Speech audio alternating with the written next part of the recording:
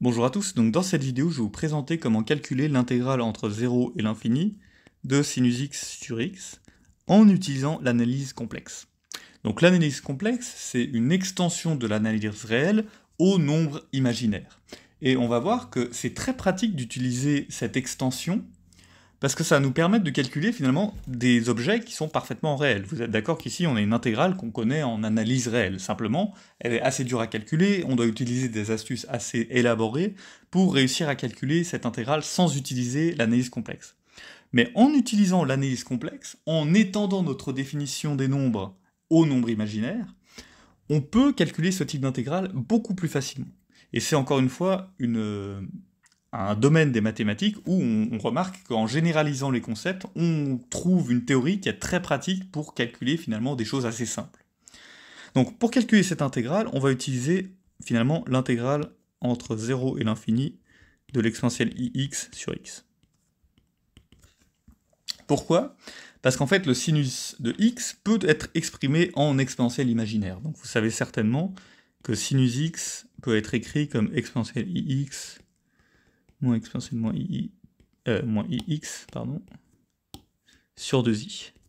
Donc ça vient simplement de la forme polaire des nombres imaginaires, donc que l'exponentielle de ix peut être écrit comme cosinus x plus i sinus x. Donc dans cette vidéo, je ne vais pas vous refaire un cours sur les nombres imaginaires, on va supposer que vous connaissez ça. Donc maintenant, ce que je vais faire, c'est que je vais considérer un contour d'intégration dans le plan complexe. Donc si je dessine le plan complexe, qui représente l'ensemble des nombres complexes via leur partie réelle et leur partie imaginaire, bien l'intégrale que j'ai ici correspond à intégrer selon les nombres qui ont une partie imaginaire nulle et qui ont une partie réelle entre 0 et l'infini. Donc ça correspond dans le plan complexe à cette ligne. Maintenant, l'analyse complexe généralise ces intégrales à des intégrales selon des nombres qui peuvent prendre des valeurs complexes. Donc ce qui va prendre des valeurs complexes, ça va être ce x ici, si on veut. Donc, je vais considérer le contour d'intégration suivant. Le contour d'intégration où je prends un arc de cercle de rayon R, que je vais appeler CR, un arc de cercle de rayon epsilon, que je vais appeler C epsilon, et finalement deux lignes d'intégration que je vais appeler gamma 1 et gamma 2. Donc j'ai oublié de spécifier justement le sens d'intégration, je vais intégrer comme ça. Donc ce qui veut dire que mon intégrale, elle va prendre le contour qui va suivre cette trajectoire. Comme ça. Donc, un théorème d'analyse complexe nous dit que l'intégrale sur un contour fermé d'une fonction holomorphe à l'intérieur du contour nous donne 0. Donc ça veut dire que si je prends un contour quelconque dans le plan complexe, et que ma fonction est holomorphe à l'intérieur de ce contour, l'intégrale selon ce contour de la fonction nous donne 0. Et en général, si la fonction avait des singularités à l'intérieur du contour, eh bien, je calculerais via le théorème des résidus l'intégrale selon tout le contour en utilisant les résidus de ces singularités. Donc ça, c'est quelque chose qu'on va pas avoir besoin dans cette vidéo, on va simplement avoir besoin du fait que l'intégrale selon un contour fermé d'une fonction holomorphe nous donne 0. Pourquoi ? Donc simplement parce que les singularités de la fonction qu'on va considérer ne se situent qu'en x égale 0. Et donc le point x égale 0 est en dehors de notre contour d'intégration. Okay, donc notre contour d'intégration est celui-ci, et donc à l'intérieur de ce contour, il n'y a aucune singularité. Donc, ça veut dire que si je définis f de z comme exponentielle iz sur z, où z maintenant peut prendre des valeurs complexes, eh bien l'intégrale selon le contour c, qui va être ce contour, ok, donc le contour sur tout ça je l'appelle c, f de z dz, ça va nous donner 0. Et donc ça va nous permettre de calculer l'intégrale de sinus x sur x. Pourquoi ? Parce qu'on va voir que la somme de ces deux intégrales va nous donner l'intégrale de sinus x sur x, si on veut. Et en plus, l'intégrale selon ce contour et ce contour est facile à calculer dans la limite epsilon va vers 0 et r va vers l'infini.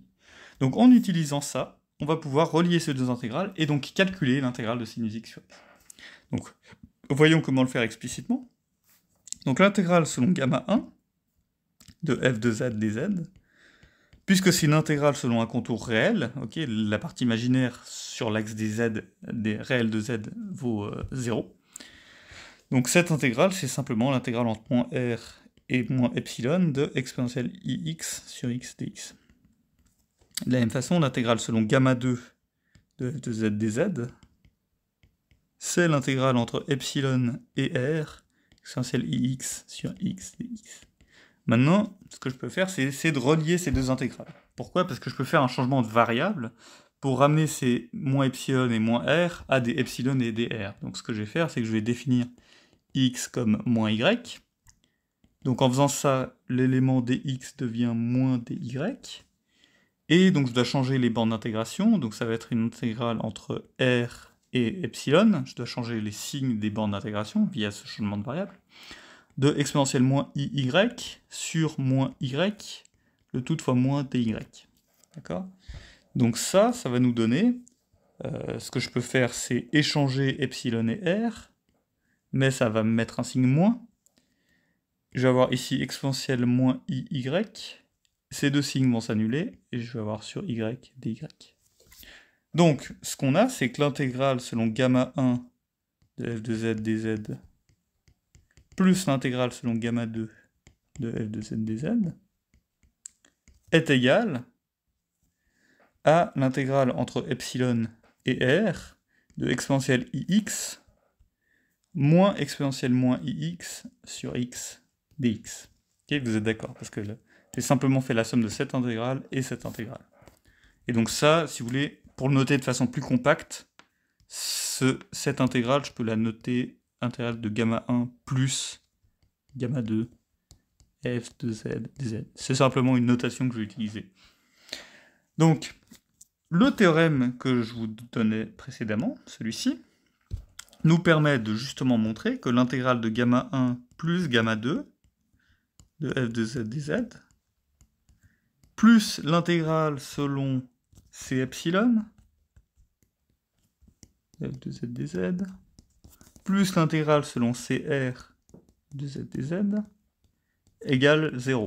Donc j'ai simplement utilisé le théorème que je vous donnais avant, et j'ai séparé les intégrales selon chacune des parties de mon contour d'intégration. Donc ça va être l'intégrale finale que je veux calculer. Vous voyez que j'ai déjà quelque chose qui ressemble à sinus x sur x. Et ces deux intégrales-là, je vais les calculer maintenant, dans la limite epsilon qui tend vers 0 et r qui tend vers l'infini.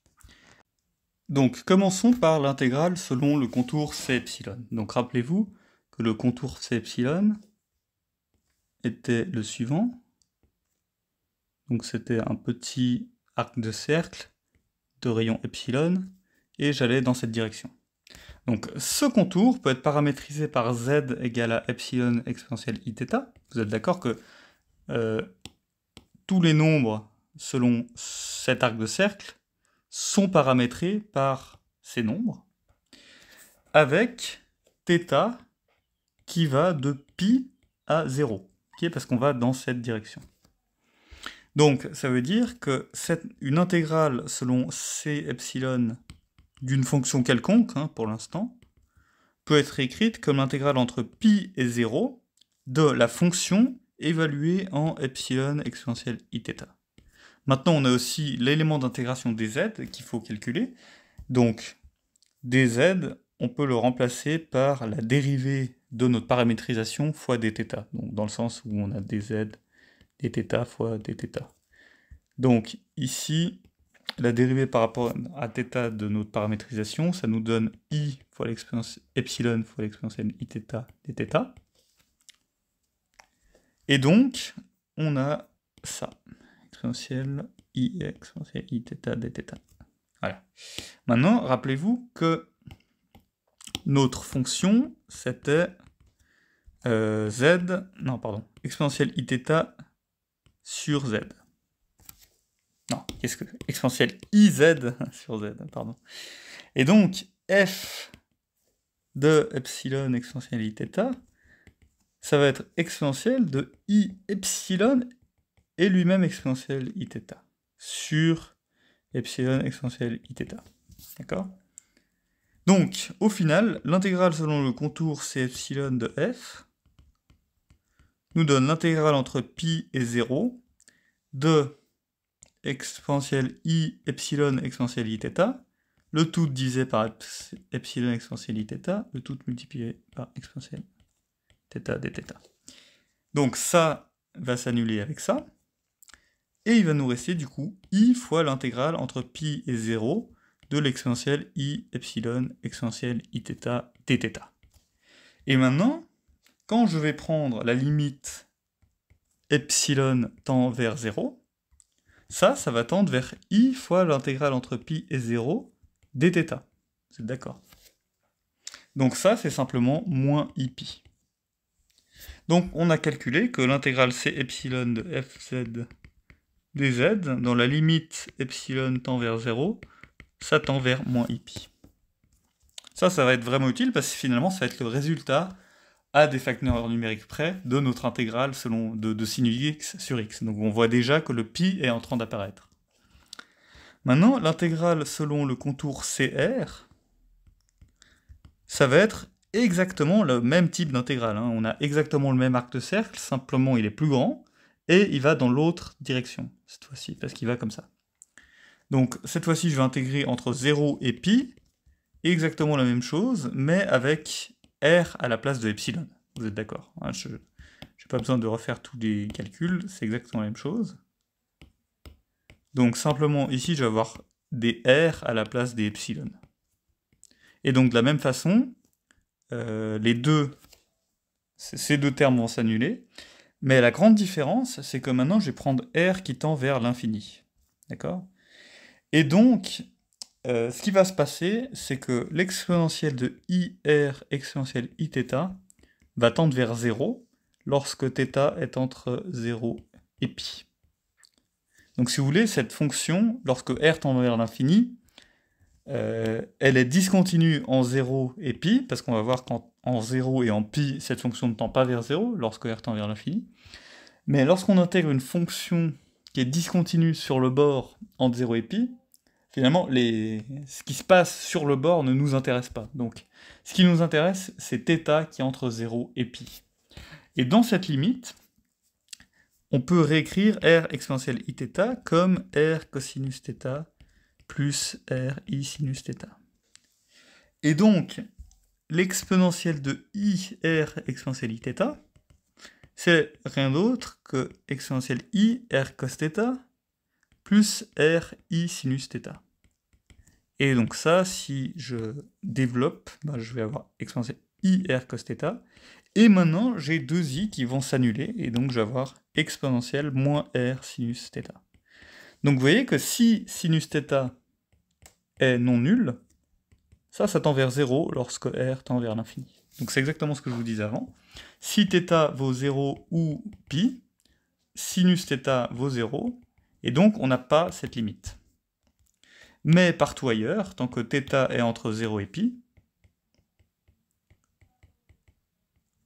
le sinus de θ ne vaut pas 0, et donc on a que cette limite vaut effectivement 0. Donc puisqu'on est ici en train d'intégrer en gros entre des θ entre 0 et pi, eh bien cette limite va toujours valoir 0, excepté au bord, mais les bords ne nous intéressent pas lorsqu'on fait une intégrale. Donc cette intégrale va tendre vers 0. Et finalement, on n'a maintenant plus qu'à regrouper tout ensemble, donc l'intégrale selon tout le contour de f de z dz vaut 0, également dans la limite r tend vers l'infini et epsilon tend vers 0. Okay, ça c'est trivial, hein. C'est vrai dans tous les cas, et c'est vrai en particulier lorsque r tend vers l'infini et lorsque epsilon tend vers 0. Et donc ça veut dire que la somme de cette intégrale et ces deux intégrales va nous donner 0 dans la limite epsilon et r tend vers l'infini. Donc dans la limite epsilon r tend vers l'infini, ça